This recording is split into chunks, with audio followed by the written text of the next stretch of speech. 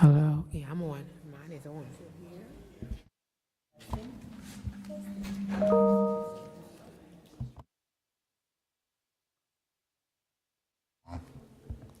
Testing, testing. There you go. Is it okay? We'll just leave it here in the middle so we can share it. Yeah.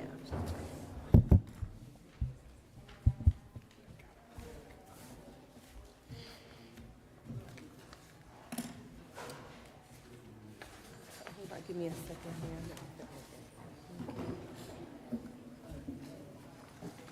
Just come here with one. Okay. Okay.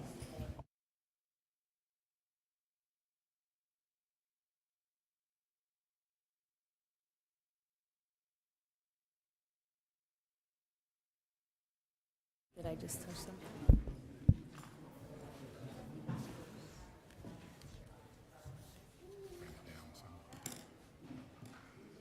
Go ahead.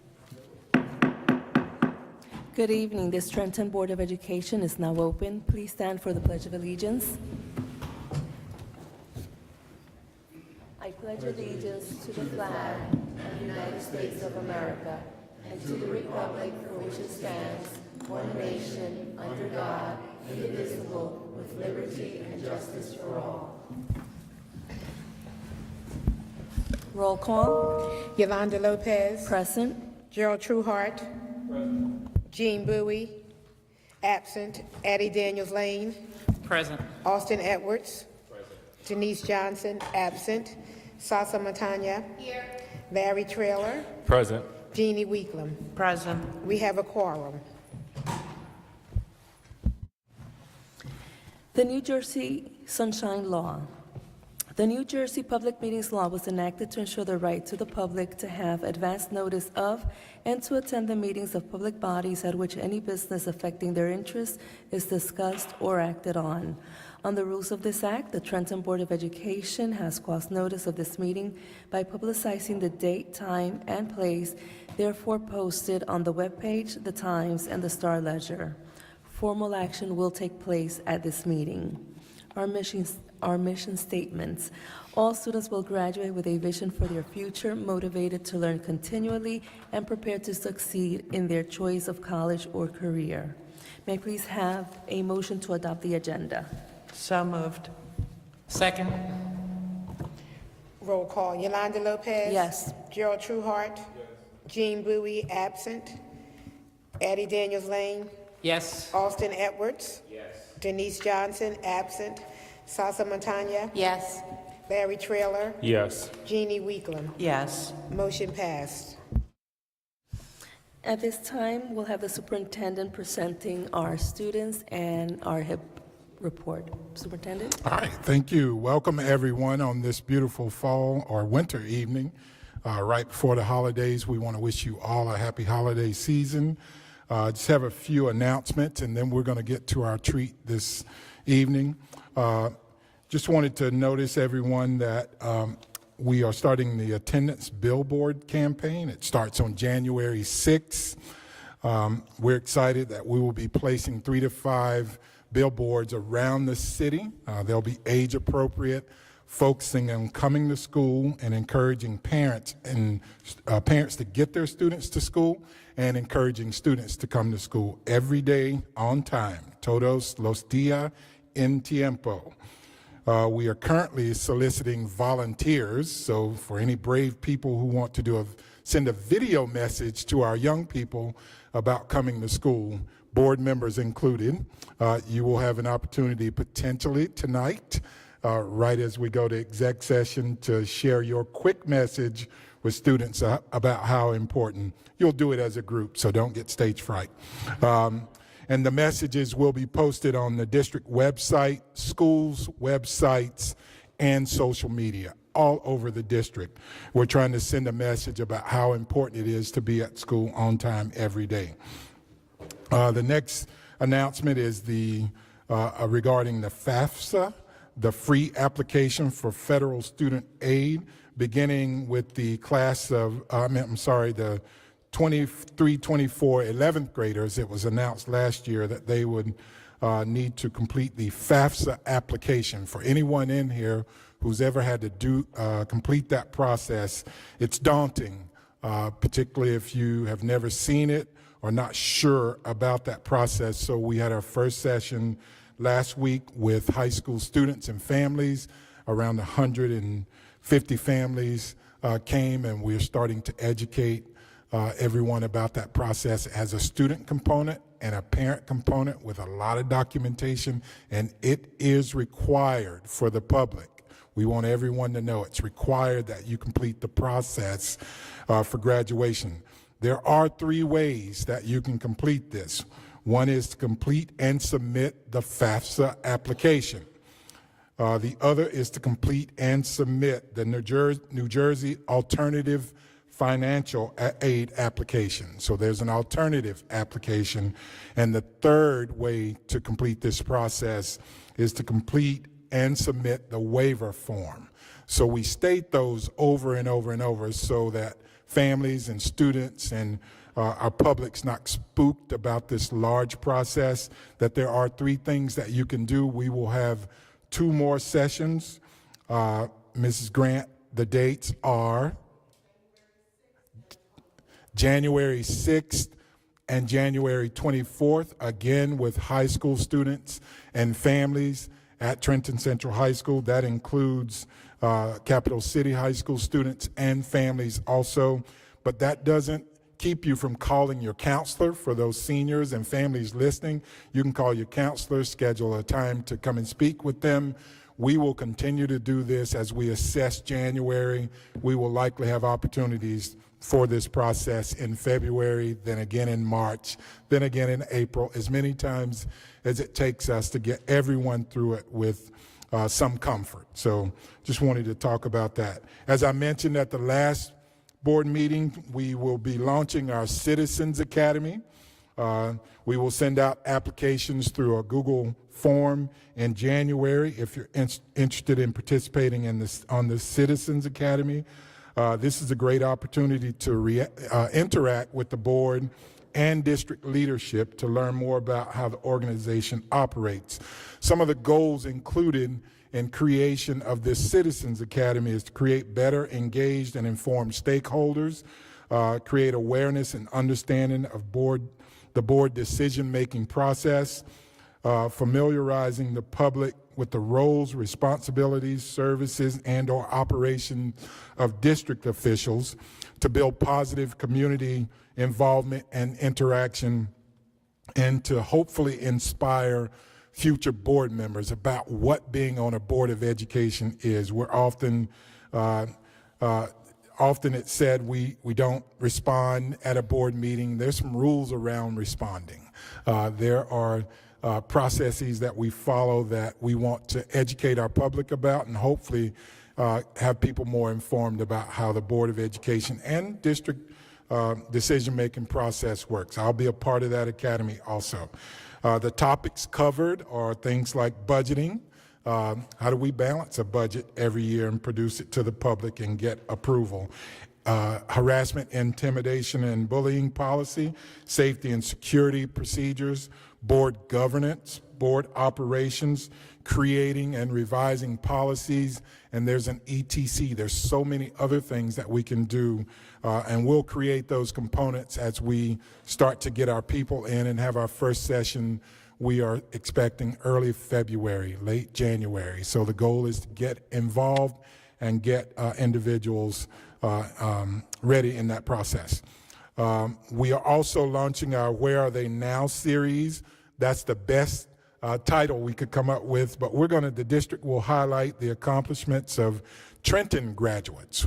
You get a Trenton diploma. There's so many people in this room and in our district, in our community, and in the world doing so many outstanding things, as we will see tonight from some of our cool third graders.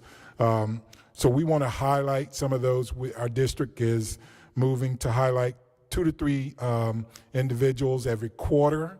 We'll give information. We'll talk about where they came from. It could be as far as 20 years back.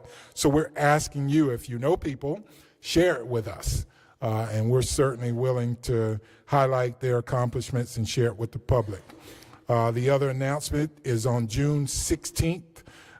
Tonight, we are continuing our Healing Heart series at 4 of our schools. That's already been promoted, but we're working with families in identifying strategies to support their children with mental health and social issues around at home, in school. So we're really bringing the family and the parents into this process and not just leaving it up to the students. It's a daunting task to raise yourself in this world. So we want to make sure we provide as many opportunities for families to ask questions and to get information to help at home. Tomorrow, Tuesday, January 17th, our parent coordinator, Denise Crease, will facilitate a parent seminar as a component of our parent empowerment series focused on external stressors impacting chronically absent students. This event will be held at Cadwallader Elementary School from 9 a.m. to 10 a.m. And we've had several of those, again, engaging parents in this process, giving them the tools to work with their young people away from school. Our Trenton basketball program, male and female, officially opens at home tomorrow, Tuesday, January 17th.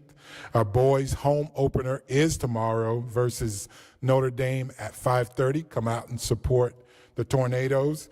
Our girls' home opener versus Lawrence is on Thursday. Girls are on Thursday, January 19th at 5:30 in the gym, so come out and support our students. The games and schedules are posted on the high school website for more information if you're interested. And tonight we have our Gregory Superstars, our third graders with the Gregory team. I want to make sure I get everyone. Principal Jeanette Harris, thank you for coming. Teacher Amanda Short and Teacher Colleen Babori. Welcome all three of you with our 3 superstars, which I think you will introduce and share with us our tonight's presentation with the board. Thank you.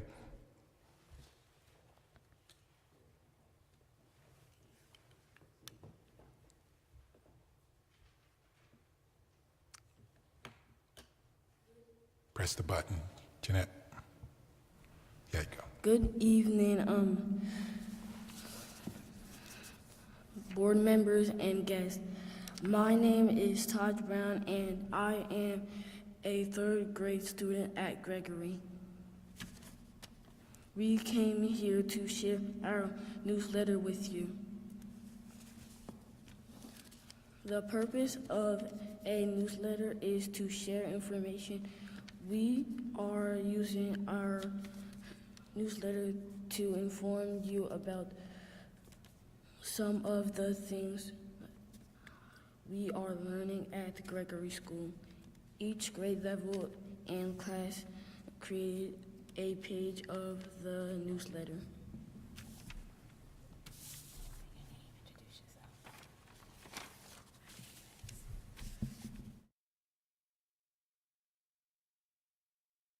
Hi, my name is Nina Salinas, and I'm in 3rd grade Gregory School.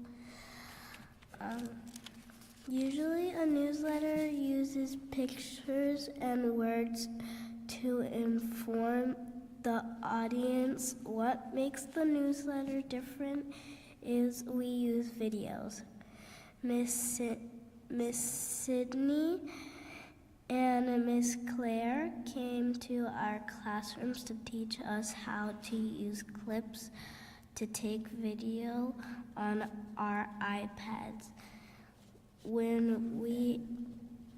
Then we interviewed each other about the things that we are learning and doing in school. Once we completed the interviews, the videos were put into a newsletter format using Pages, which is another app on our iPads. This was our first time doing something like this. It was fun. We are looking forward to creating another one at the end of 2nd marking period. We would now like to show you some of the finished products.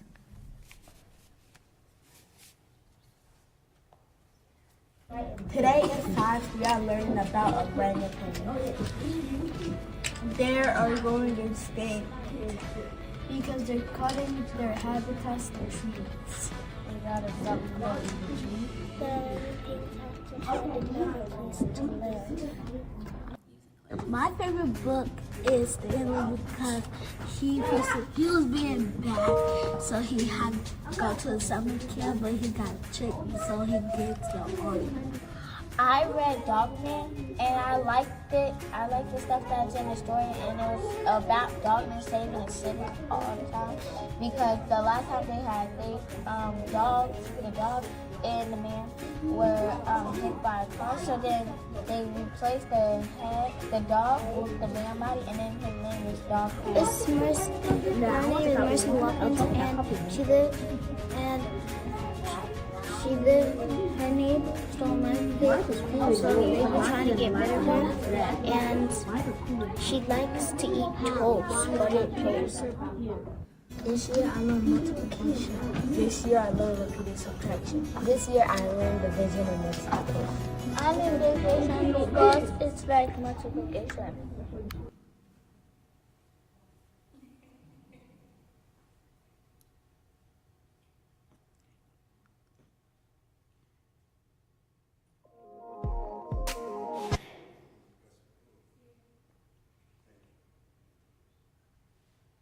So nice.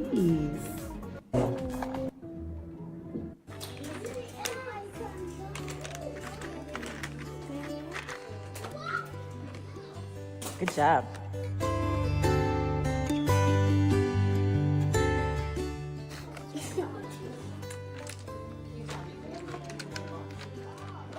Can you show me it? What's that called? Triangle? Good job.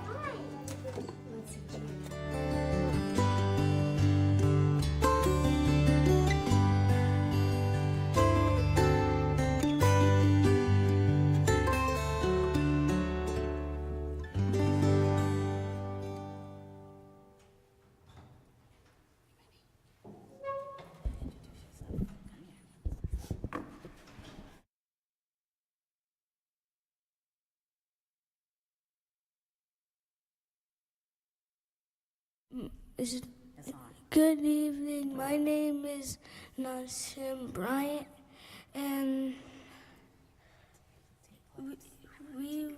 I want to take a clip to use in our next newsletter. What will you be in our class for it? Wants to know if it's okay if we take a clip for the next newsletter so that he can put all of it. All right. So if the board members would say hello as he comes around with the iPad. Come here, honey. Go in clips. You got it. Ready? Yep. Turn it around. Turn it that way. There you go. You're gonna go around and say, get everybody to say hello, their name, just wave.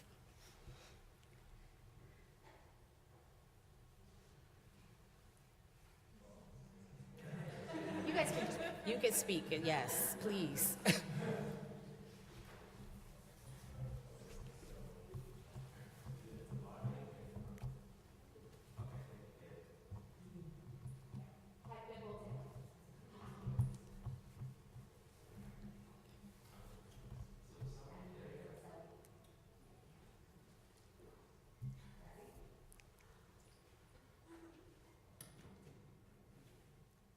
You got yourself together. Thank you.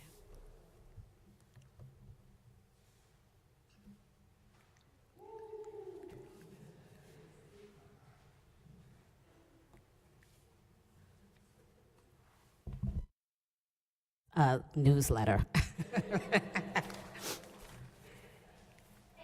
Thank you.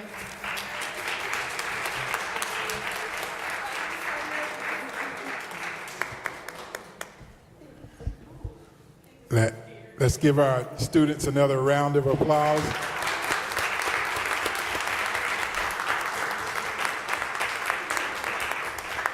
So I know at the district, we're talking about TikTok opportunities and video opportunities, and you can see the students, third graders, are ahead of us because we wanted to start to publish some of the same type of work because we know that people in general watch videos. And so while we write our messages and we put lots of information out, I think it can be better said in a video. So we're excited to see this, and we may borrow some of the content here that helps. You all were outstanding. That's amazing. And to be brave and be able to do that. So we thank you so much. Thank you. Superintendent, could I just ask a question? Will this be sent out to the families, to the parents? Will the newsletter be sent out to the... Wonderful. Yeah, come on up and give us details. Yeah.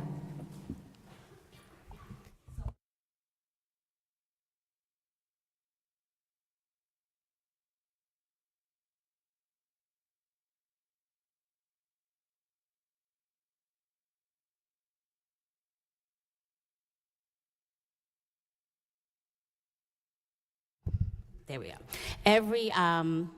Everyone in the school participated. This was our Apple school-wide project, and we plan to put one of these digital newsletters out after every marking period.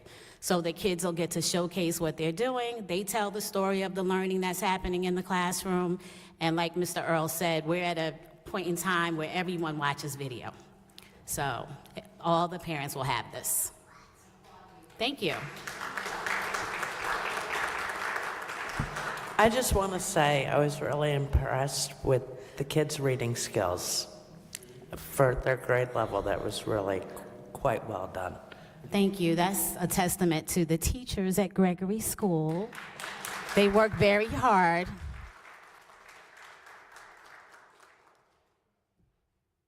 Thank you. We'll make sure we send Mr. Earl the finished product so you have it. Thank you so much.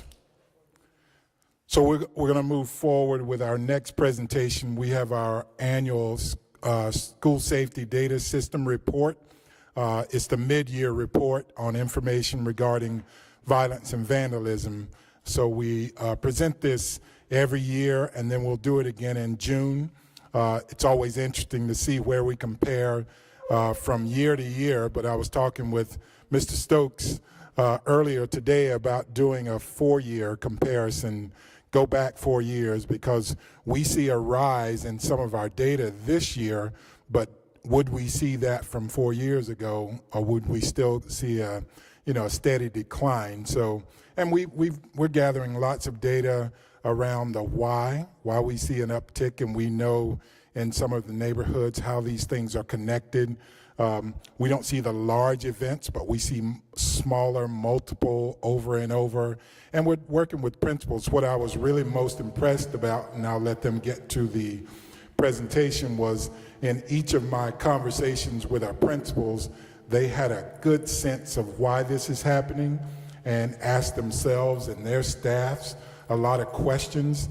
And then they're planning on what do we do next to get our numbers back down or back to where they were or below where they were this time last year. But we're excited because we think this gives us a great opportunity to look at our culture, to make sure we're still pushing some of the initiatives that we put in place to see some of these numbers continue to go in the other direction. So with that being said, I'm going to allow Mrs. Grant and team, the attendance managers, will share the report, and then, of course, any questions that you have, you can share with them.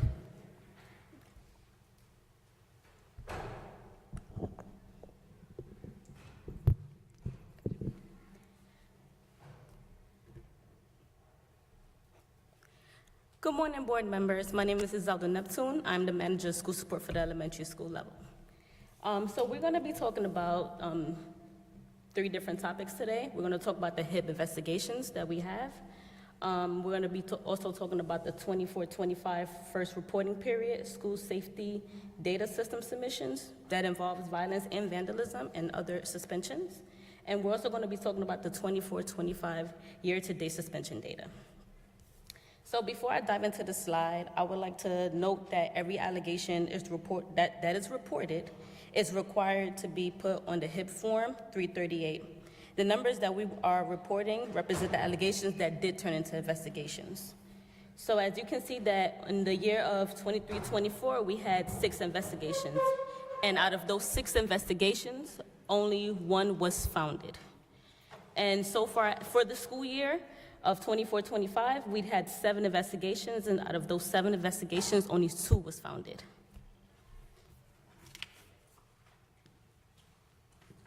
So this is comparative of the same time period last year, right? Yes. Okay. Good evening. My name is Damon Cleese. I'm the manager of school support for middle schools. I'm secondary and intermediate. On this slide, you will see just a reporting of the violence and vandalism from this time last year compared to this year. As you see, last year was at 85 reports of violence and vandalism and 59 others, compared to the 124 of violence, vandalism, and 60 others, which is around about a 39 increase. 39 increase. And this is just a breakdown, as you can see, the comparisons from this year to last year's. You have the assaults and fights has risen, and the other suspensions are just around about the same.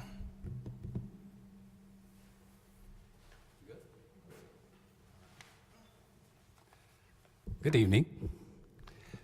So before discussing this data, I think it's important to put things in context.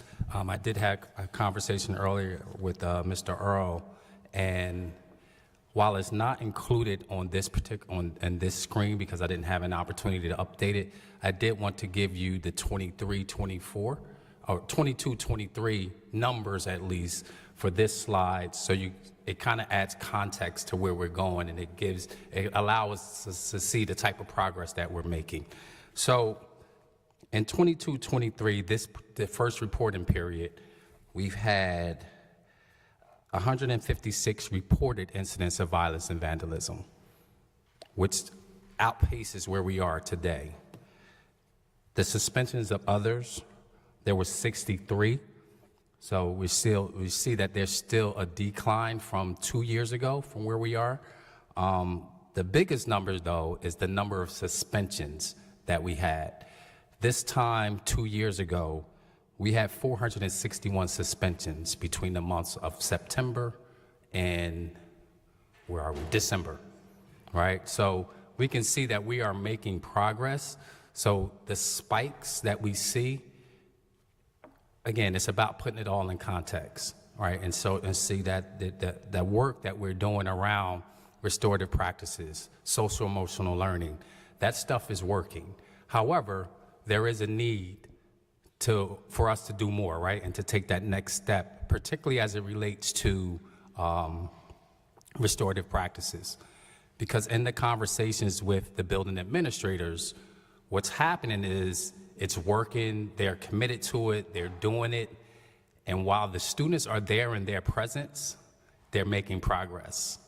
Once the students leave and mix with the, I'm gonna say general population because I don't have another quote, once they mix with other students and things are posted on social media or a friend says something, that's when we see the re-escalation of things. So then that next step in restorative practices is about how do we bring families into this process so that families can begin to be a part of helping us resolve some of the issues that starts outside of school but makes its way inside the school. And now it's labeled as a school issue when in actuality it's a community issue that made its way into school. So as we talk about restorative practices, the city was 2 years ago, the city was one of 4 municipalities throughout the state that was awarded a grant from the Juvenile Justice Commission to form these community, I'm sorry, they're not community, they are restorative justice hubs. So there's a restorative justice hub in the city of Trenton that just got kicked off finally last month. So and that is managed through the county, right? So in the conversations that I've had with the Director of Health and Human Services for the county, which oversees this project. It's about how can we now make this a place to be a community resource for our students and our families who are experiencing these issues, who go through the restorative practices here at the school, in one of our schools. But now we need to make sure that the community, right? Because restorative practice is about repairing a harm, right? And making people whole once again within the community. And how can we use that hub to be a resource for our families where we're seeing some of the repeat offenders or the repeat acts, you know, of having to do this multiple times. So those are conversations that have begun and that will be ongoing. We also have to be mindful of the social media aspect of it and how we are utilizing social media. And that was one of the biggest issues with all of the building administrators that I had conversations with, is the stuff that's happening on social media. And it's no different than us as adults, right? We see what's happening, particularly here in 2024, how the level of toxicity and just how we get along with one another and social media has gotten out of control. We as adults, fortunately, have the ability to compartmentalize that stuff, what's real and what's just talk, whereas our young people don't have those skills and those abilities just yet, right? So as we are managing as a community how we deal with social media, we have to make sure that we are equipping our young people with those skills to be able to understand what's just talk on social media versus what's just real. And the last piece that came from conversation with our building administrators is sometimes our kids just want to fight. And that is a reality that we have to deal with. Sometimes they just want to fight. So we're putting all the work in, we're utilizing all the resources, but sometimes that issue to that young person is so deep that fighting is the only way that they know how to resolve it.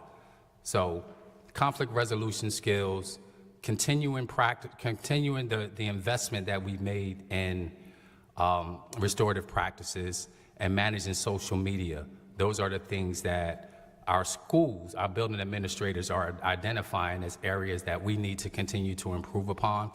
And I think I need to commend our schools on the work that the commitment that they have made to really buying into the district's move to restorative practices, right? Because we've been around for a while and we know that there have been initiatives that's been out there that have not been bought into. This is an initiative that our schools have definitely bought into. The three of us see it on a daily basis when we visit schools. And just so you guys can understand, it is a time commitment that the schools are making to this. They can spend hour, 2 hours in a restorative circle or in a restorative conference, just trying to bring some resolution to the issues.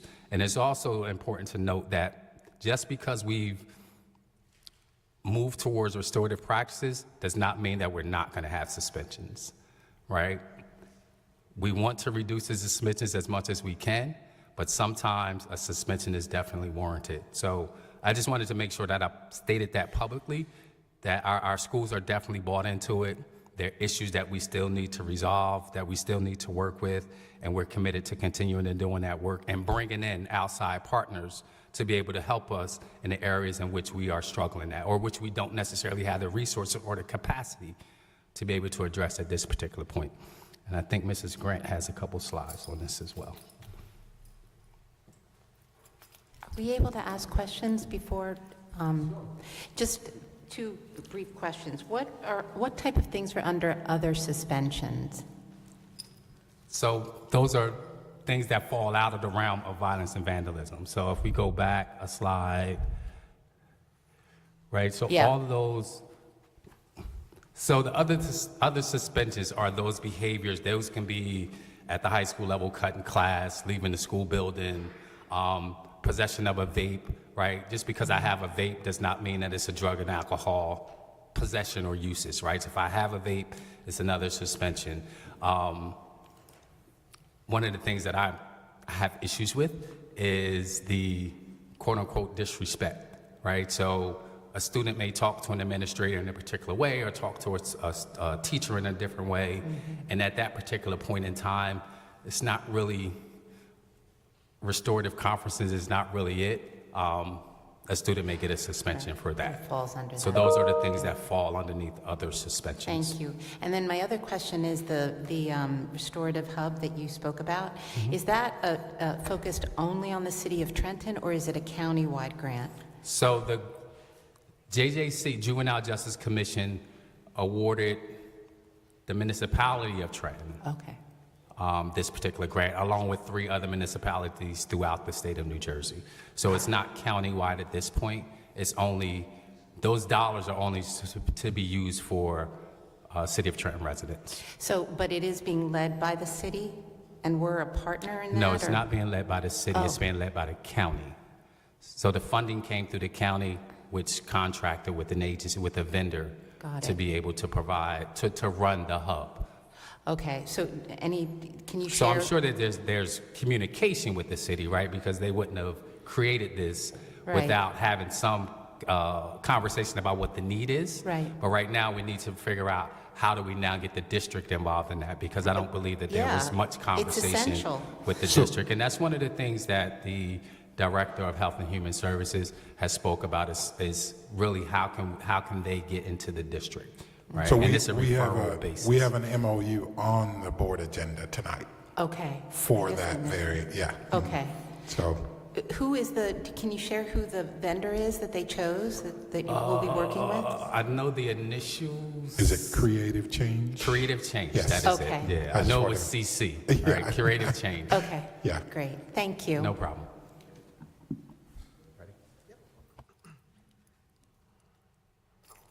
All right, good evening. To just go along with what Mr. Earl and Mr. Stokes said, everything that we're doing in the district is about systemic change and to create those long-term results in the schools, but will also be felt in the community. And oftentimes with systemic change, we have to get down to what the root causes are. And most times it's not going to be a straight line. So you've seen this before, but this is kind of what we are doing in the school in order to continue to create that change. It is a continual circle from Leader in Me to trauma-informed care to restorative practices. Go on. Yes. What we are seeing is, and I'm calling this slide the village, what we are seeing is that the change that we need to see in our schools cannot just be done through our teachers and our school staff. We have to reach back out to the families and to the communities to see how we can support. What we often hear when we are having parent meetings or care team meetings or hope team meetings with our families, a lot of our families are struggling with parenting. Back from when I was younger and definitely back from when I was parenting, when we are hearing parents say, my child rages when I take the PlayStation away, or when I take their Game Boy away, or when I take their phone away. They lose it, they go off, they won't go to sleep. And some of you may think, well, in my household, that would only last for about 5 seconds. Miss Lane, I don't know, right? The PlayStation is not going to be an issue, but these are some of the realities our families are dealing with, and so we wanted to create a space where the whole goal is to just give families an opportunity to talk about the struggles of parenting and to be a support to one another. So the Parent Connect series that's called the Parent Empowerment Series Overview is held during the day every single month. And October through December, it's in Cadwalader. January through March will be at Grant. April through June, it will be at MLK. But it is open to all parents. I have attended these, and it is powerful, some of the conversations that you hear parents talking about. Everything from what can they expect from their child at certain ages, to things that deal with child custody, and when mom and dad are not necessarily on the same page, and sometimes not even speaking, how do you raise a child with a shared vision if both parents aren't even able to communicate. And then some of the struggles of social media and the pressures of just our young people are under, even in first, second, and third grade, with wanting to have a cell phone, and then they have a cell phone, and then they have access, right, to the big, gigantic internet, and how do parents manage that?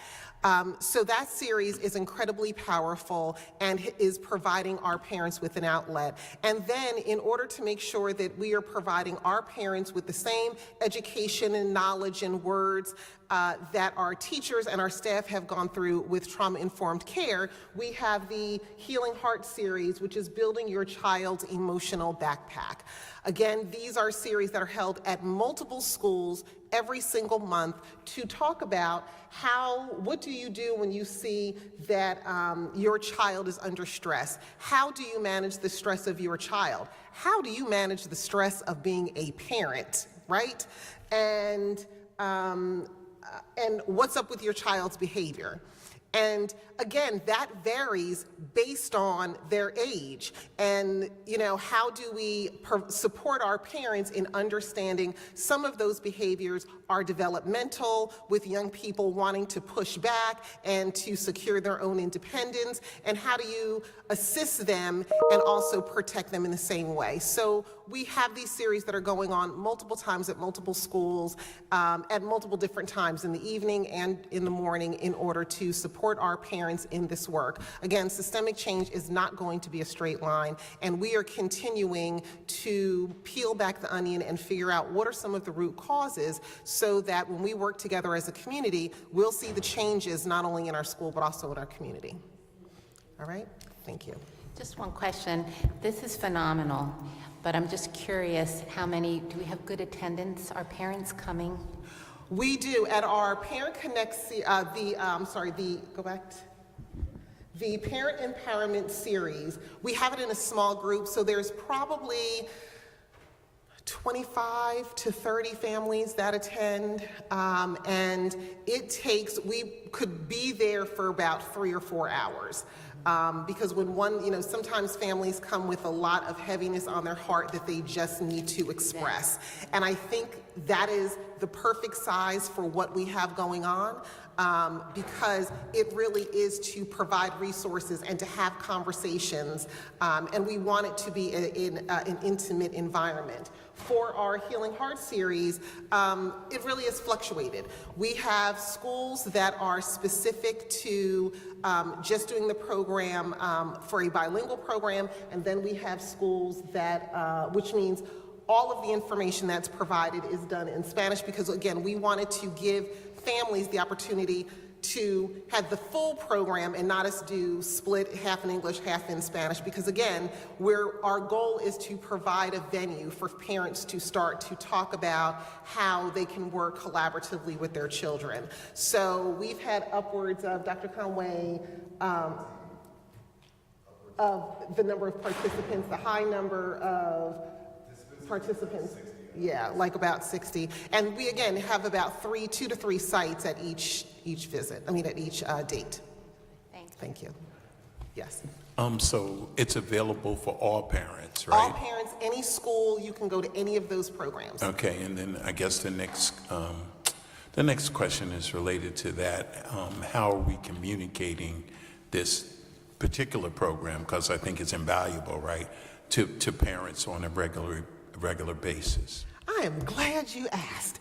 If you look at so it's all over social media, it's on our social media pages, but we're also working very closely with our public relations office to redo our district website a little bit as it pertains to the parent series. So we will continue to have the icon for Parent Connect, but we're also, as soon as you see it, it's going to hit you right in the face, all of the parent programs that are happening at any and all of the schools, right? So right now we're doing it for our district-wide programs. In January, you will see us listing all of the programs at any of the schools, because we want, wouldn't it be great if we were overrun with the number of parents coming to any one program? And if there is a program that is going on at Parker School, surely we can open that up to parents all around the district who would want to attend. So you're going to start to see that change, but if you look now, you will actually start to see the events that we have in December and January already listed front and center on the in the news section part of our district website. In addition, we are going to be taking over doing the robocall, so it's not just on the schools. So at the district level, we're going to be doing robocalls to all of our families to announce these events. Okay, just one more, I'm sorry. So, Jesus Christ, I forgot that quick. Oh my God. Shucks. What was it? Never mind. I'll ask you on the side. While Jane is thinking, one thing these third graders got me thinking is maybe short video clips from some of the parents, if they feel comfortable about how wonderful this is for us and whatever, might be an idea for parents to recruit other parents. That's a great idea. Yeah, I got it. Okay. So you mentioned some of the programs were during the day. Yes. Are they available in the evenings also? Because some parents work. Absolutely. So the Parent Empowerment Series is during the day, and our Healing Heart Series goes from 5:30 to 7. And the Parent Empowerment is at 9 a.m. All right, and I'll be back up here before y'all go into executive session to film you guys. Thank you.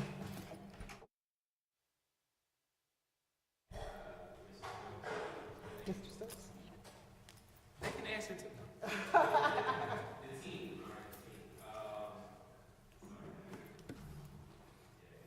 You need a particular slide, or you're good? It sounds low, right? Yeah, it's actually not on, so here's mine. All right, cool, thanks. We'll share. Thank you. My questions.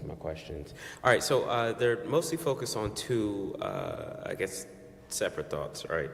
The first one had to do with some of the bullying that was coming in. I know you explained that HIB, right? Like all of that process has to be specifically documented, written down, right? You have to fill out a specific form for an investigation to continue, right? Or to begin. But I guess where I'm coming from, like a lot of this is coming, as you were saying, from social media and cyberbullying. How much of this is correlated with a lot of the reports that come in? Like, because I know it's just an ongoing issue with cyberbullying. So HIB is its own separate reporting requirement within the SSDS system. So we can have a suspension that's related to a founded allegation of HIB, or we can have a suspension that's related to an unfounded allegation of HIB, right? It can be that something happened that wasn't HIB. So at times there's a correlation, other times there isn't. Of the investigations that we've had, I don't believe that we have any suspensions that were given out as a result of a founded HIB, because it's about now how do we address the victim as well as the perpetrator. So oftentimes there's some counseling that takes place at the school level for that, right? So suspension is not always going to be the outcome of a founded claim of HIB. Okay, gotcha. Did that answer your question? Go ahead. Yeah. Specifically about social media, in most of the situations that you see that results in a fight or a conflict, there is always going to, probably 98% of the time, an underlying thing that's happening on social media or text messages on, Instagram or whatever. And so that is a huge problem because we don't control a child's phone. And in some cases, we can't take a child's phone. But that social media is definitely connected to a lot of the conflicts that we see happening in schools. Okay, got you. And I guess the ongoing problem is because it happens, outside of the four walls of the school, we just deal with it when it specifically happens in the school, right?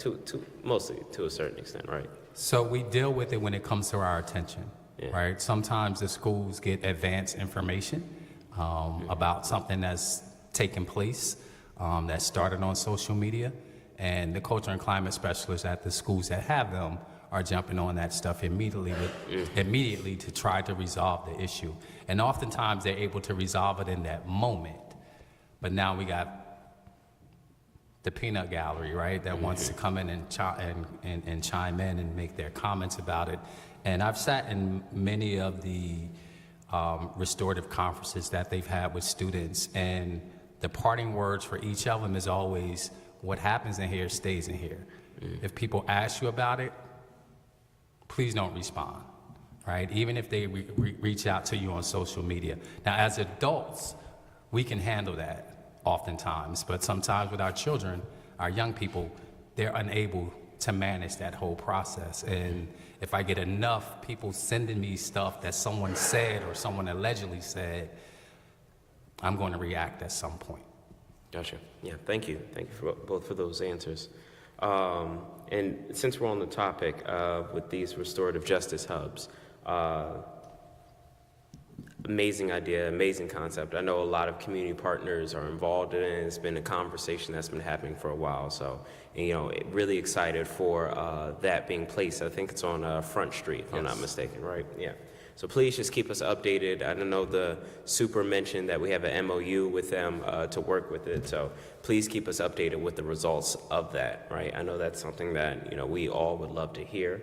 I guess the last thing I had to say was just, I think you mentioned that there were some students that, you know, you go through the restorative justice hubs and like you go through the circles and X, Y, and Z, but some people still just want to fight, I think you said.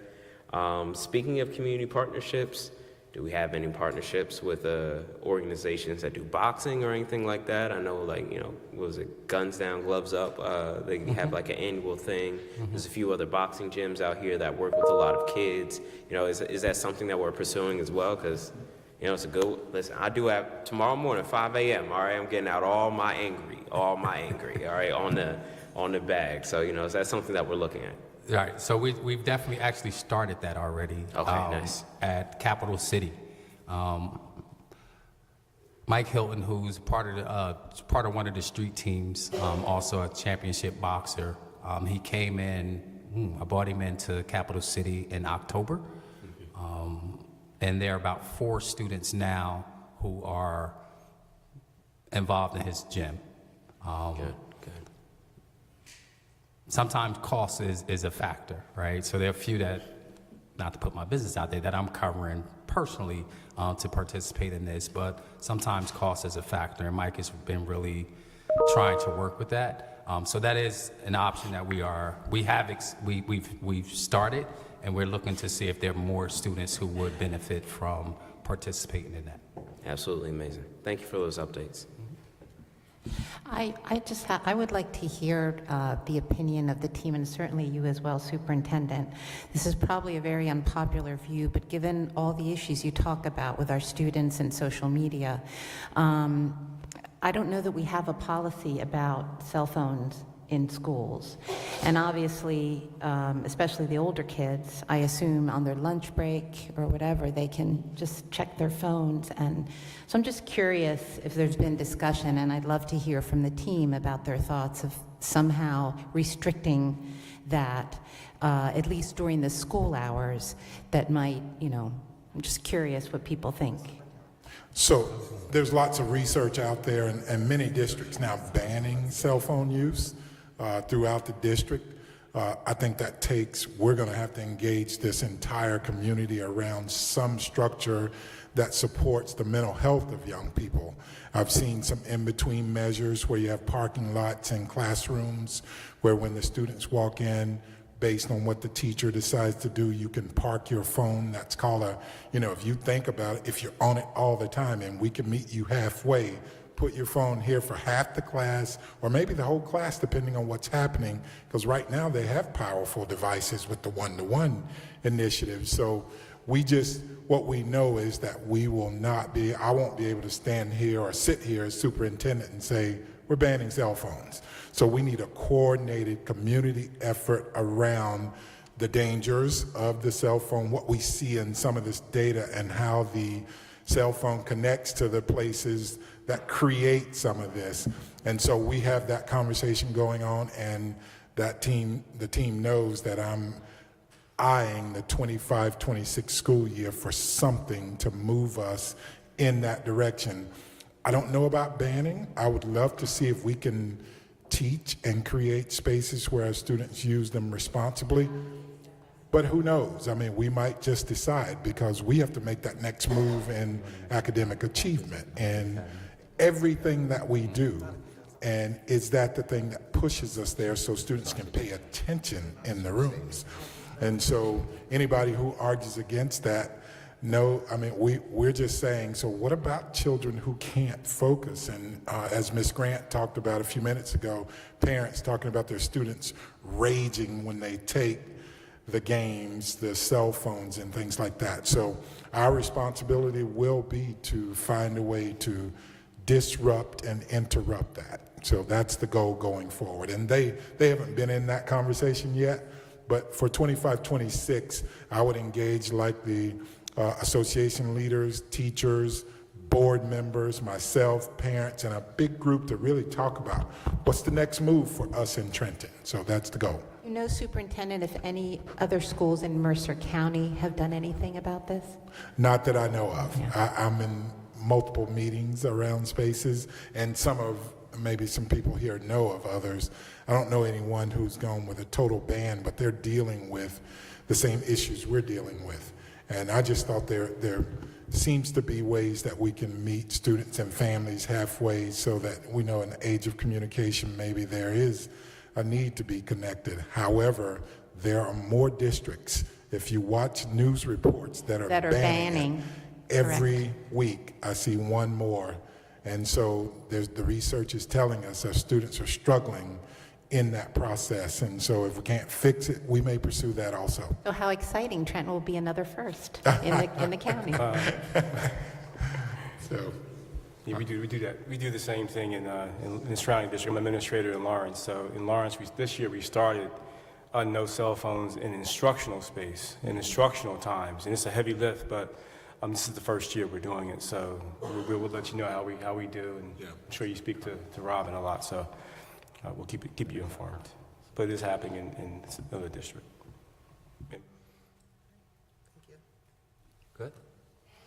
Well, happy holidays, everyone. Have a blessed New Year. Moving on, we will now have our committee chairs present their reports for the month. I'll start to my right with Austin.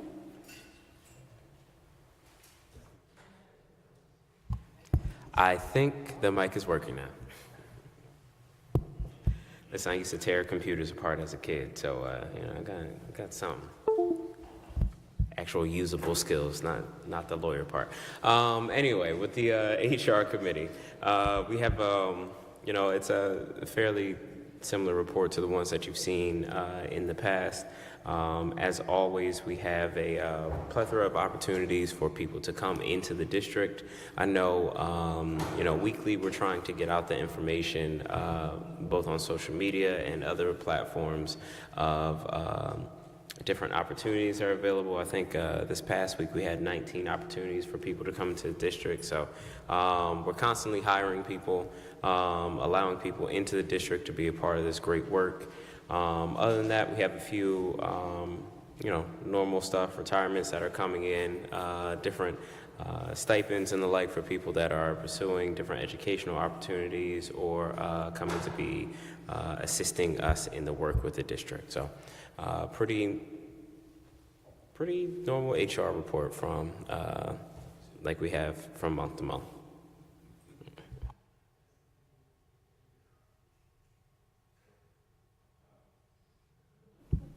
Yeah, I'm sorry. I serve on the Family and Community Engagement Committee as chair with my fellow board members, Austin Edwards, Denise Johnson, of course, Mr. Earl.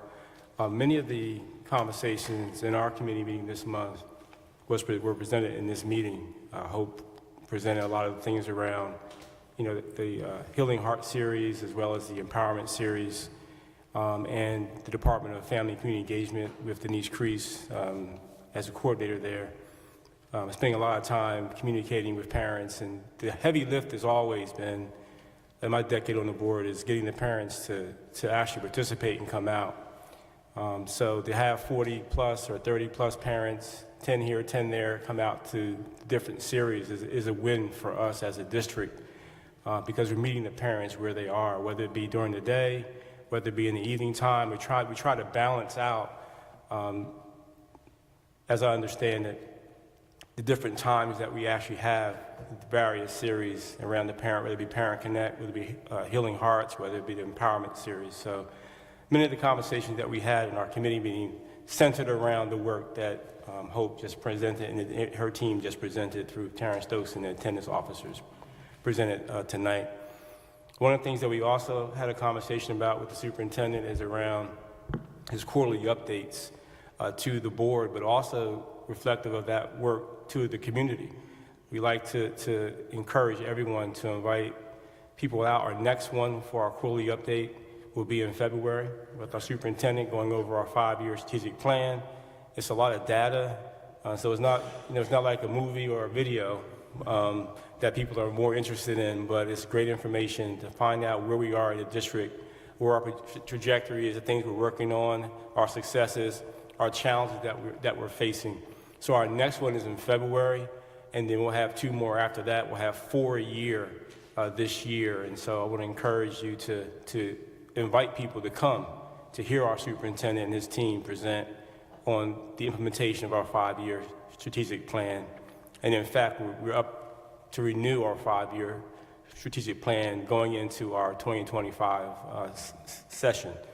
So we'll share more information about that. Also, in terms of policy committee, I serve on the policy committee as well with my colleagues, and we have a first reading and a second reading of our series, 1000 series, which focuses on administration for a second reading tonight, about 12 policies around that particular series in our administration. And then we have a first reading on our 2000 series, which focuses on program.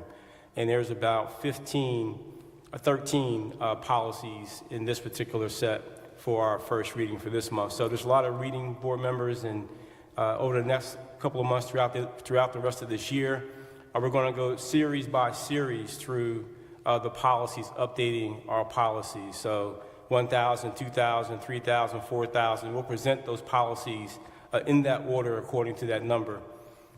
We don't want to give you too much to read, so we're trying to limit them in our conversation on our committee. Mr. Roll is general counsel on the committee. We decided to try to limit it between 12 and 13, maybe 15 if we can squeeze in, but some small policies in there so you can have an opportunity for 30 days, to read those policies and come back with any questions that you might have, either prior to the second reading or at that second reading.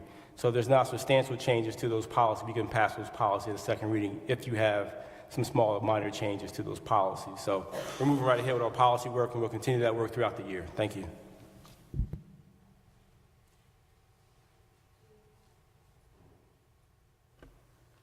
Good evening, everybody. The facilities meeting the committee met on December 10th.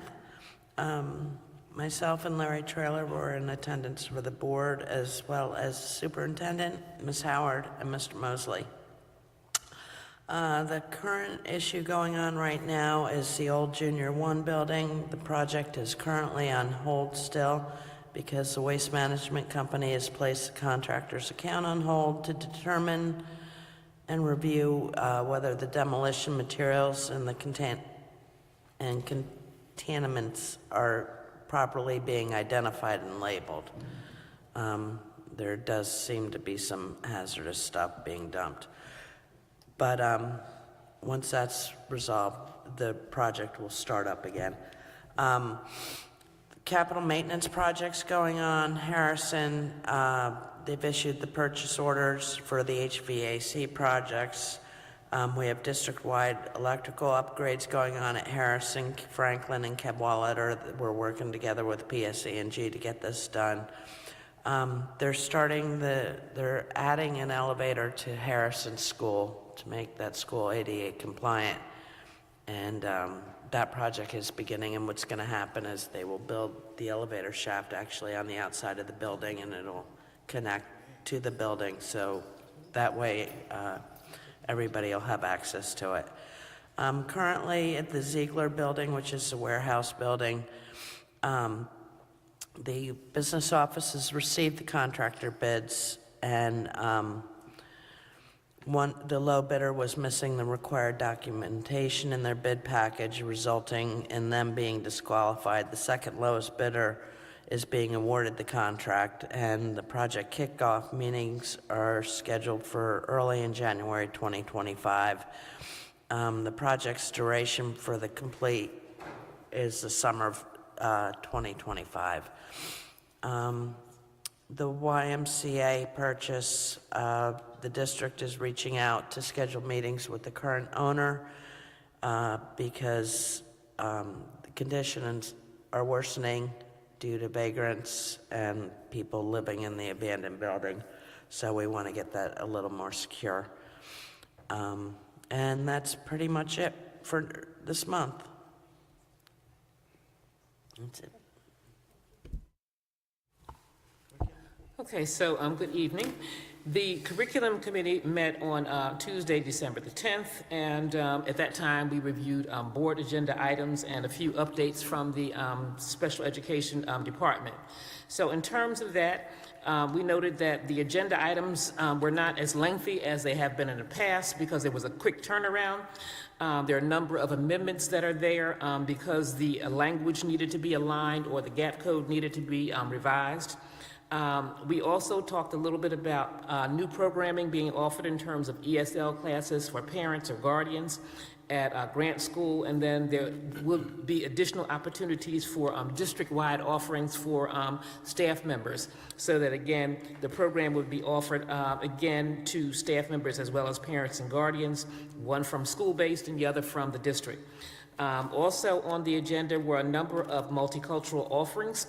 There is support for the arts, including music therapy. So music therapy is going to be offered, and I did not list the location, but again, music therapy is going to be incorporated.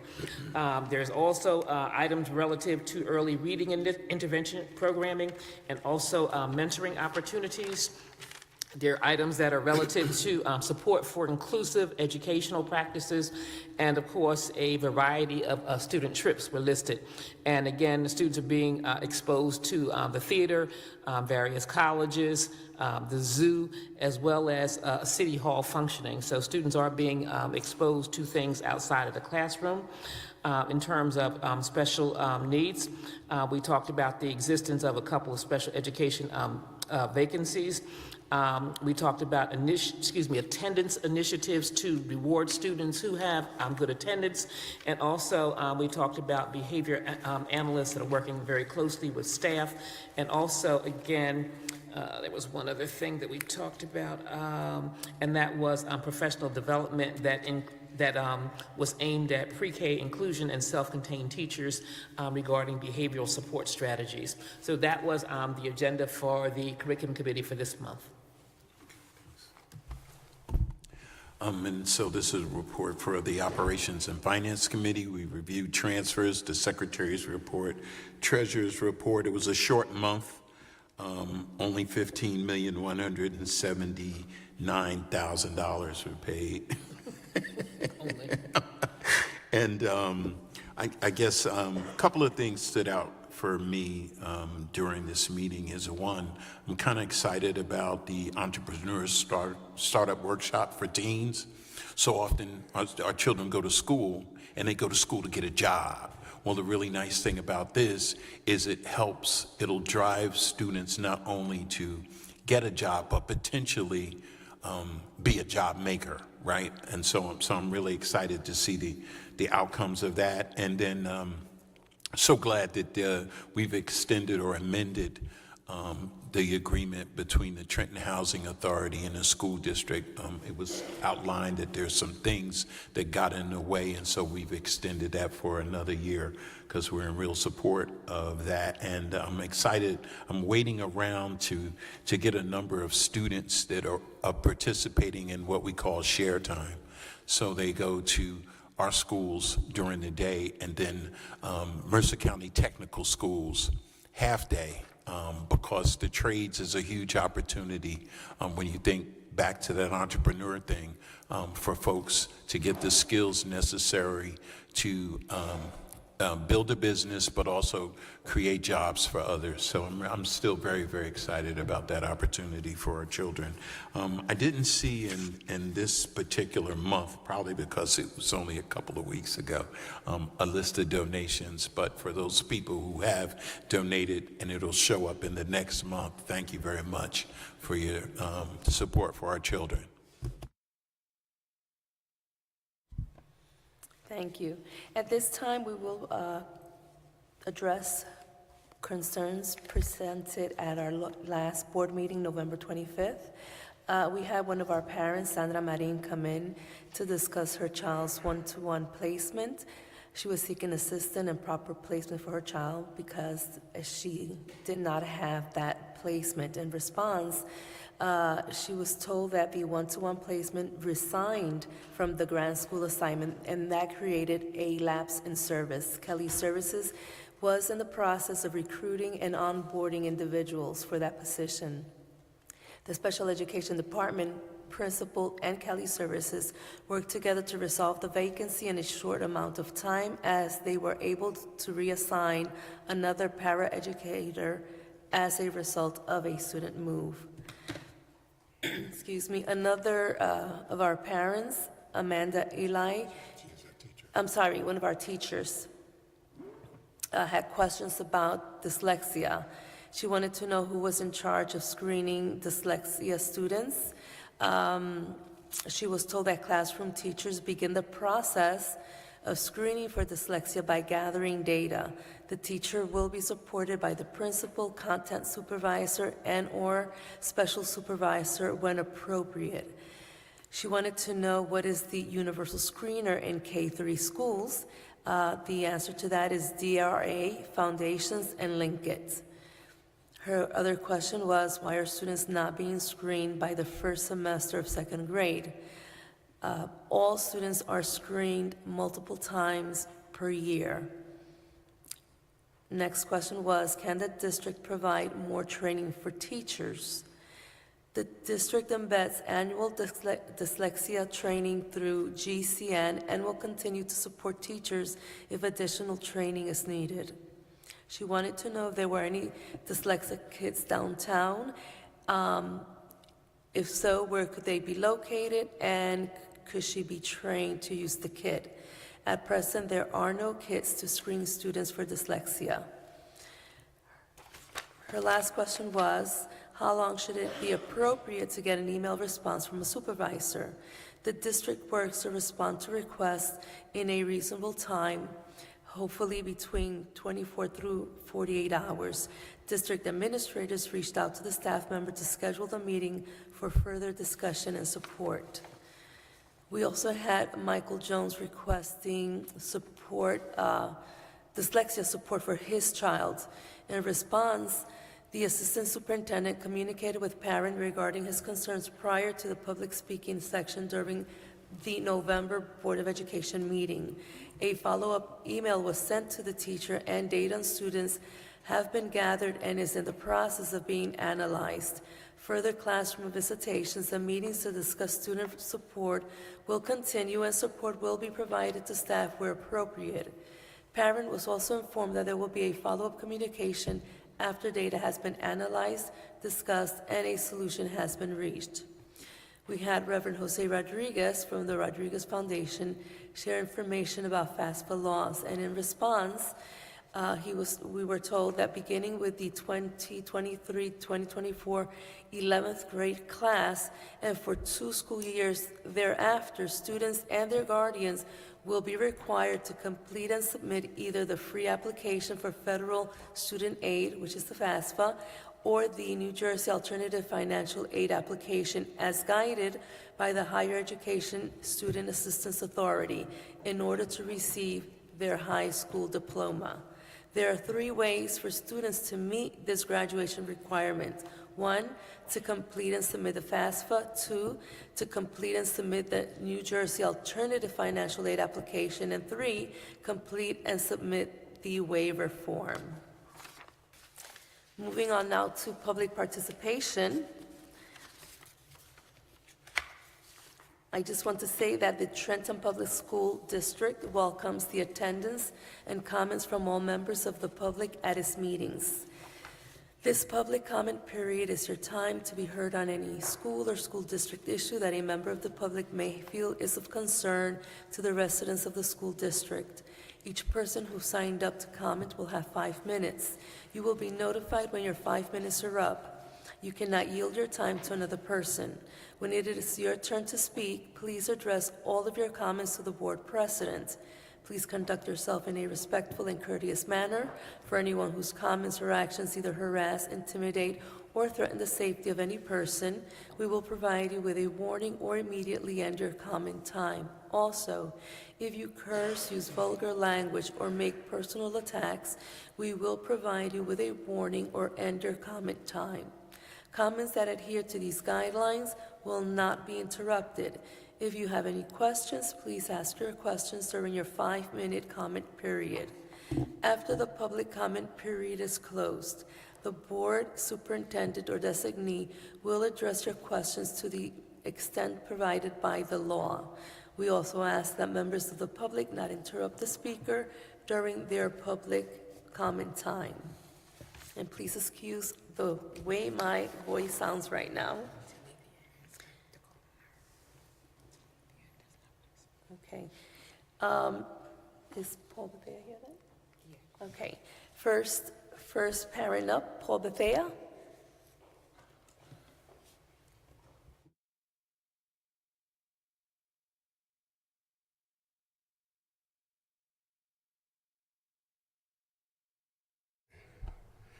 First of all, good evening, board. God bless you all. Thank you.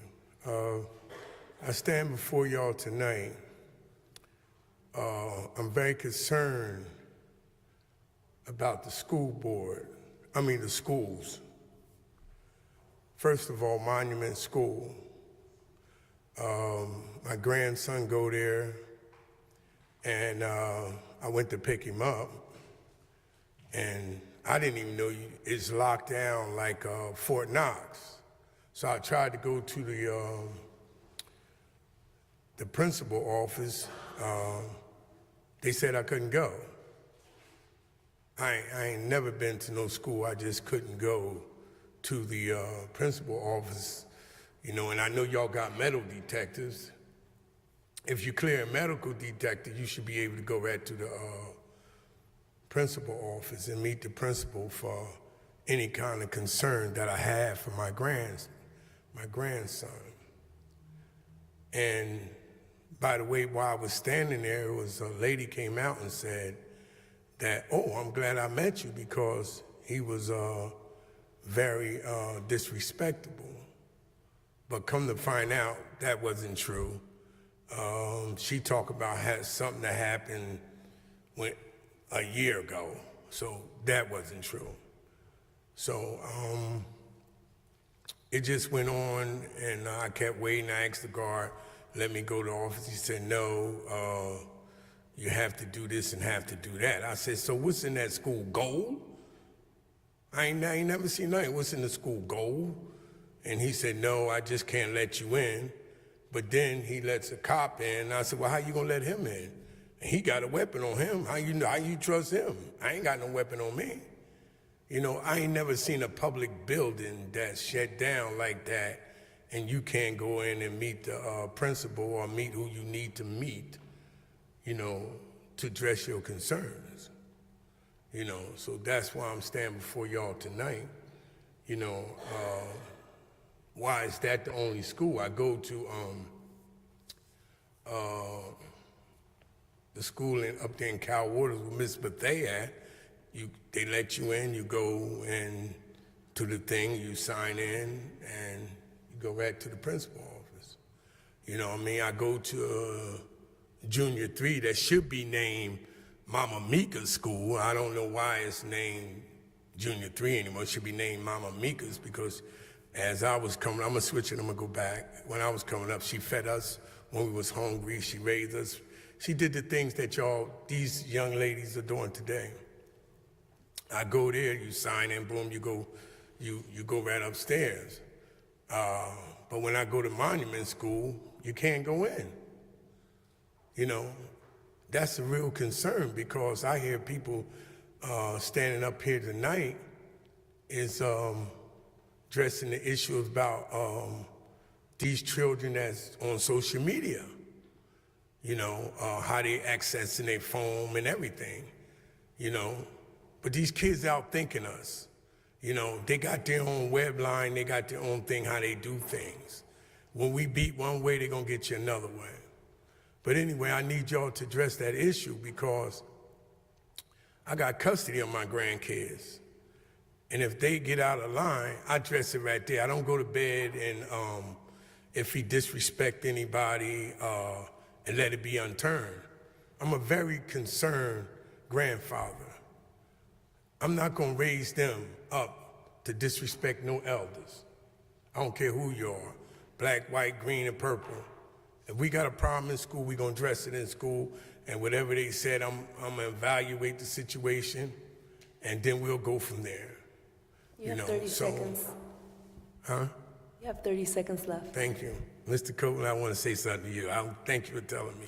I have some names in my pocket that you said that you need to look at the women that was honored in Trenton, 2 women, 3, 4 women, you need to look at and think about, consider their names, like Mama Mika's for Junior 3, and there's other names on here. That's great names that 2 black women that got, I think, the blue ribbon or something like that, that they should be honored too, like Dr. Copeland. So y'all did a good job on them. But I like to say thank you for allowing me to speak. But hook me up with the right people where I can go see mine. Thank you. Can I give this to you? Thank you. Thank you. Thank you. Next, Darren Freedom Green.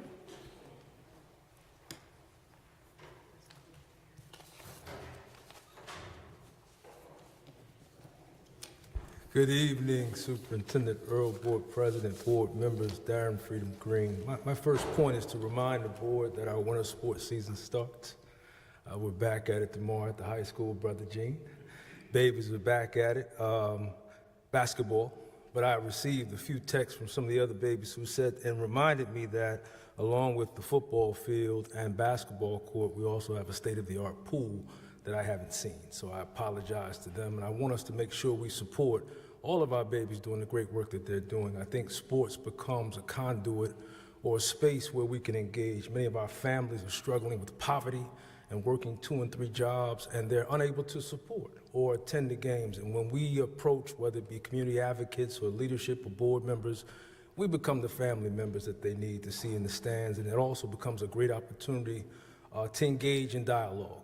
So many of our babies have dreams of being great sports figures. I don't have a problem with that, but I always ask them, what's the plan if you're not in the sports? And again, they graduate with no plan and then they're lost. So again, I think with the sports season starting, it's a great opportunity for us to show our presence, to advocate, to educate and empower them. Second, I want to salute the elder Brother Gene for keeping the community aware of the weed dispensaries and what's going on with that topic. The board needs to be aware there's an ongoing movement to bring those kind of issues to our community.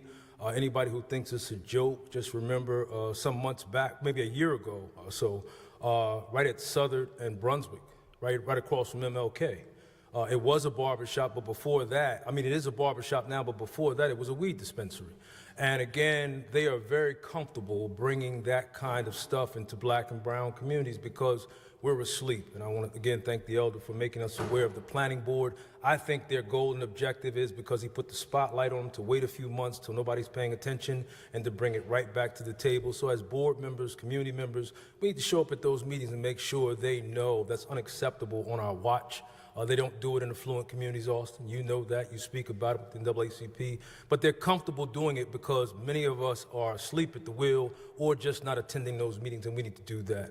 And last, I want to thank and salute Assistant Superintendent Grant for great work with the Zoom call last week, with engaging the community on coming together and working with the superintendent and the board with the attendance issue.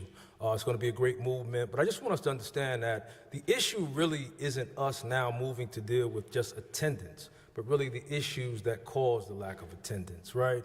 And some of it is the value or lack of value for education. As a young man coming up, my community valued education, right? And you were not allowed to stand outside stores at 10 or 11 o'clock and an older brother or sister didn't engage you. That's gone now. Like, people are comfortable seeing our babies conditioned to failure. And I just think when we make this movement, we've got to work on rebuilding the value system for education. Again, when I came up, young brothers who were 5%ers stood on corners and ciphers and talked about sound traveling at 1,120 feet per second. That inspired me to get knowledgeable on the knowledge. And I valued speaking, and that's part of what brought me to where I'm at now. And I just think if we don't rebuild the value system for education, we don't rebuild the value system for our communities, and we don't build a value system for ourselves and careers, we will just have another emotional moment. And again, I can prove it by the election is over, and you don't hear anybody talking civics or civic education or agenda or platforms. Nobody's asking any questions now because that season is over. But the problems that persist due to our lack of understanding of civics are at us every day, right? And we know what's going to happen over these 4 years, and I'm not worried about Trump or any other individual because I know if we're doing our work on the ground, then we'll make a residual impact on the people, the places, and things that are here. But I just wanted to come down and give some good news that we're doing some great work, but there are monumental issues, problems, and concerns that need our attention. I'll close by one of my favorite sayings by Mr. Baldwin, that the perpetual idea of coming along in communities where we don't come along just becomes an idea, and those people are destined to never arrive. I hope this city can arrive at a place where hope, education, and empowerment come the norm. And I want to salute you for the work that you're doing and continue to work with you to build a better Trenton. God bless you. Thank you. At this time, the table is open.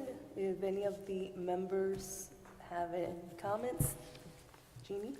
I had the pleasure of attending Bruce Boyd's Capital City Rowing Regatta on Saturday at Gilmer School. And once again, it was an excellent event. His numbers of students have increased. I think there were 4 or 5 times as many boys in the program now as there were last time. So you can see it's having a difference, and the kids had a great time. And the STEM to Stern impact of it, I think, is a really creative idea on how to get these kids learning without even knowing they're doing it. But it really was a good program. Any other comments? Yeah. Brother Freed mentioned about this weed store, right? I am fighting to keep that from happening. I actually took a little wheel that people do for fencing, and I walked it off myself. The ordinance says 750 feet. It's only 450 feet from the door of 359 Suite 13 to the Big Y where the preschool is. But as Brother said, they've canceled the planning board meetings, or they didn't hear this particular item for 2 months. They will be presenting in January. You're sure that they were supposed to present in December, They will November present in too? January. So what I would ask is that for those people that are watching this, if we don't speak for our children, who will? And it's as simple as this. Because I don't have a problem with a guy trying to earn a living, right? It's legal now, but it doesn't have to be in the face of our babies. What example do we give them when you have the clientele going in and out of a weed shop within eyesight? They play in the playground, for Christ's sakes. So you know, you see I'm on my soapbox, and I'm a man of my word. I will fight this, even if I have to fight by myself. So that was it. Thank you. But you don't have to worry about fighting by yourself. Okay. Now, I had the conversation with Louise McCants, CEO of YMCA, a week ago. And she mentioned about that issue. So keep us informed, keep me informed. We text one another. So when that planning board meeting comes, I'll be there. All right, we'll be there. All right? I think it's January 26th, I believe. I think so, yeah. Okay. I just want to say, before you close comment, I just want to say that I appreciated seeing the Gregory School students here, because we invested a lot in technology and students having, one-to-one pieces of technology. So it's great to see them expanding the way that technology is being utilized, and in creative ways, like a video newspaper. I love it, right? And so actually having them to interview different people and interact and just create things that are something that we probably never thought about, right? So again, it's just good to see our technology investment being utilized. Yes. And the other thing is that we really need to make the public aware of the translation devices that we now have for the Spanish and for the Creole. I think we slacked on that. So for next month's meeting, we need to do better, and as far as that's concerned, because we want to see more parents attending our meetings. Having said that, is there any discussion? Do you have any questions on the consent agenda?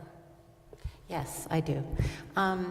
Letter S on the finance agenda, which is the approval of or the extension, I guess, of 1 year for the project with the Trenton Housing Authority. I was hoping that the superintendent could just give a brief update. I understand from Jeannie's report the reason on our end that they will need additional time because we haven't cleared the space yet. But if you could kindly, just for the public, just give an update as to where your understanding of where the Trenton Housing Authority is with their project. So yes, we had an agreement with the Trenton Housing Authority that we signed off on to provide the land where Junior 1 is located. I don't know the exact address, we were due to have that land cleared within 2 months, starting in August. So maybe September, October, it was supposed to be clear, but we did run into some issues.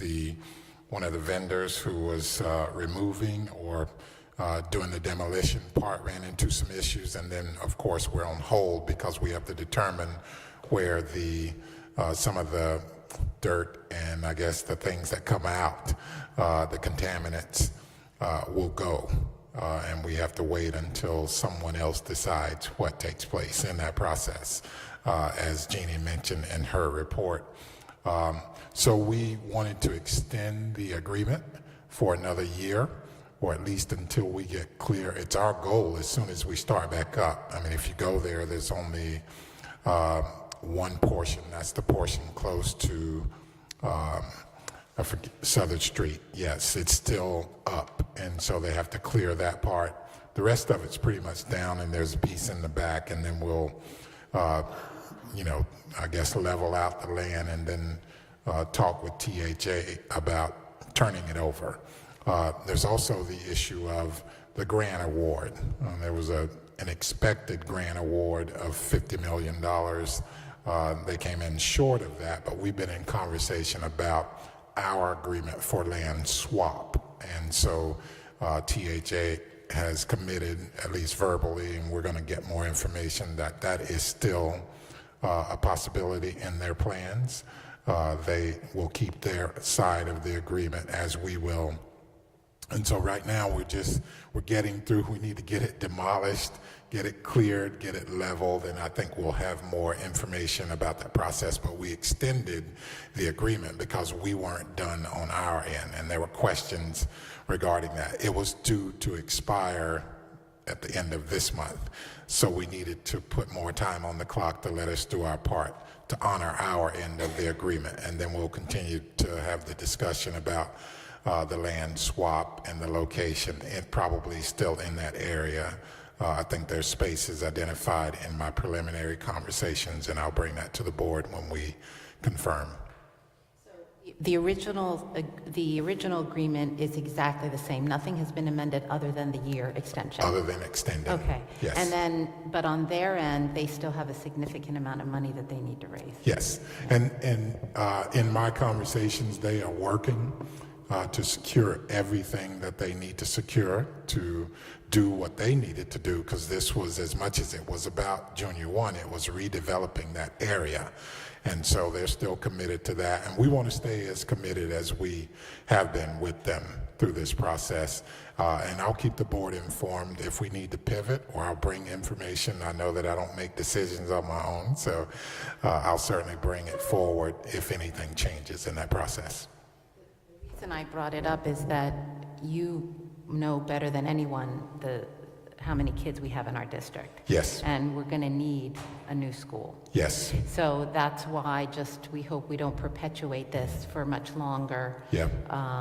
Because we're going to need land. Yeah.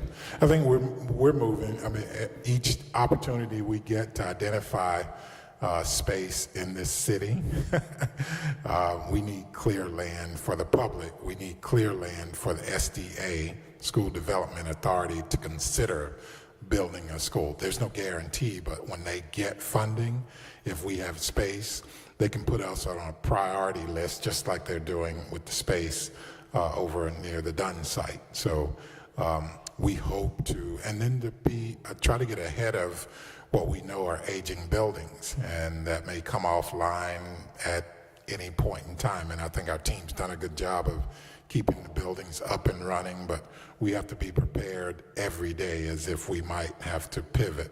And so that makes us nervous, but this gives us an opportunity. We have a new building in that area that will hold about 800 students, and if we can get one on this side, about the same, because the big grades are 4, 5, and 6, and the K3s, they're all big. And so, and of course, we'd love to have another high school. So I think we would, another 2,200, student high school with all the trimmings. So, but we'll keep doing that work. You're welcome. Mm-hmm.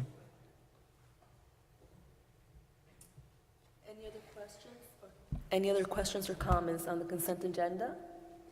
In that case, may I please have a motion to approve it? Approve. Second. We gotcha. Roll call, Yolanda Lopez. Yes. Gerald Trueheart. Yes. Gene Bowie. Yes. Addie Daniel. Yes. Austin Edwards. Yes. Denise Johnson, absent. Sasa Montagna. Yes. Larry Trailer. Yes. Jeannie Weeklam. Yes. Motion passed. Great. I just want to say, guys, since we do have new microphones, we don't actually have to get so close to them because then it sounds too muffled. These are really good, so let's keep them at a distance. And for the very last time, I will be reading the executive session resolution. Whereas the Open Public Meetings Act, codified as NJSA, paragraph 10:4-6, permits the exclusion of the public from a meeting under certain circumstances, and whereas the Trenton Board of Education is of the opinion that such circumstances presently exist, indicated as follows: any material considered confidential by federal law, state statute, or court rule, any pending or anticipated litigation or contract negotiations to which the board is or may become a party to, and any matter falling within the attorney-client privilege to the extent that confidentiality is required to preserve the attorney-client relationship and allow the attorney to exercise his/her ethical duty as a lawyer for the following matters. 1, approval of interim assistant superintendent contracts, WO, settlement in the matter of LP, Trenton Board of Education and Trenton Education Association docket number CO-2022-098. 4, tort claim notice in the matter of IC. 5, negotiations update. Now therefore be it resolved by the Trenton Board of Education, County of Mercer, State of New Jersey, that an executive session will be held on December 16, 2024, for the statutorily permissible purposes indicated in this resolution. Be it further resolved that action may be taken by the board when it reconvenes in open session. Be it finally resolved that the minutes of the executive session with regard to the above subject matter shall be disclosed to the public at a later date, and to the extent that the same is not prejudicial to the interests of the parties involved, no longer adverse to the public interest, or does not endanger any individual's right to privacy. We're now, a motion to adjourn into executive session, please. Austin Edwards. So the second. Roll call. Yolanda Lopez. Yes. Jill Trueheart. Jill Trueheart. Gene Bowie. Yes. Addie Daniel Lane. Yes. Austin Edwards. Yes. Denise Johnson, absent. Sasa Matanya. Larry Trailer. Yes. Jeannie Weekland. Yes. Adjourn to executive session. All right, board members, remember, right down here if you give me 5 minutes, she's going to make a quick video.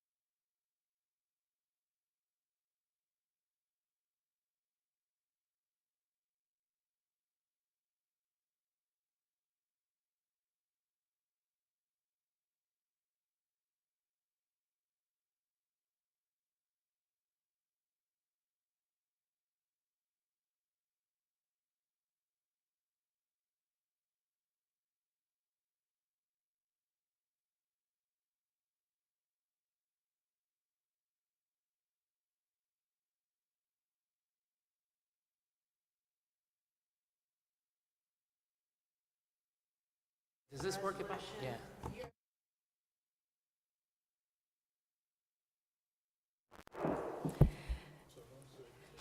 This Trenton Board of Education meeting is reconvened. May I please have a motion to approve the interim assistant superintendent contract? I move that we approve the assistant superintendent contract. I second. Roll call. Yolanda Lopez. Yes. Gerald Trueheart. Yes. Gene Bowie. Yes. Addie Daniels-Lane. Yes. Austin Edwards. Yes. Denise Johnson, absent. Sasa Montagna. Yes. Larry Trailer. Yes. Jeannie Weigland. Yes. Motion passed. May I have another motion for settlement in the matter of LP? I motion for us to move settlement in a matter of LP. I second. Roll call. Yolanda Lopez. Yes. Gerald Trueheart. Gene Bowie. Yes.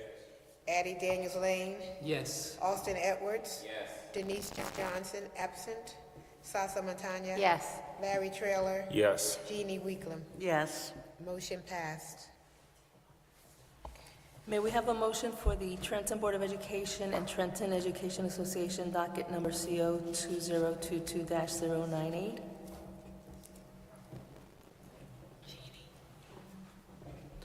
I move that we approve the agreement between TEA and Trenton Board of Education. I, Austin Edwards, second that motion. Roll call. Yolanda Lopez. Yes. Gerald Trueheart. Yes. Gene Bowie. Addie Daniels-Lane. Yes. Austin Edwards. Yes. Denise Johnson, absent. Sasa Montagna. Yes. Larry Trailer. Yes. Jeannie Weigland. Yes. Motion passed. A motion to adjourn. So moved. All in favor? Aye. All opposed? You did it. I did it.